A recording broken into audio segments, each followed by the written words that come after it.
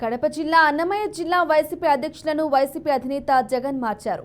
కడప జిల్లా అధ్యక్షుడిగా కమలాపురం మాజీ ఎమ్మెల్యే రవీంద్రనాథ్ రెడ్డి, అన్నమయ్య జిల్లా అధ్యక్షుడిగా రాజంపేట ఎమ్మెల్యే ఆకపేటి అమర్నాథ్ రెడ్డిలను నియమిస్తున్నట్లు జగన్ ప్రకటించారు. జిల్లాకు చెందిన వైసీపీ నేతలు జిల్లా అధ్యక్షులను సన్మానించారు.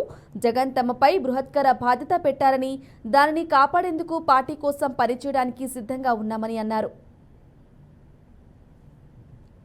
తప్పకుండా మిగతా వాళ్ళకు కూడా అందరికీ కూడా ప్రధాన కార్యదర్శులు ఇవన్నీ కూడా ఇవ్వడం జరిగింది. శ్రీకాంత్కి అయితేనేమి, తర్వాత మన సతీష్ రెడ్డి గారికి అయితేనేమి, రమేష్ రెడ్డి గారికి అయితేనేమి, అందరికీ వీళ్ళకు పదవులు రావడం జరిగింది. సో అందరికీ ఒక కొత్త టీం బాగా పార్టీకి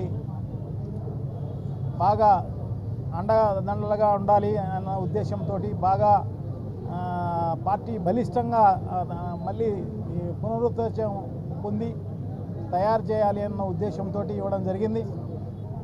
సో తప్పకుండా అందరి సహకారం తీసుకుని అందరం కలిసికట్టుగా మేమందరం కూడా పనిచేసే కార్యక్రమం తప్పకుండా చేస్తాం.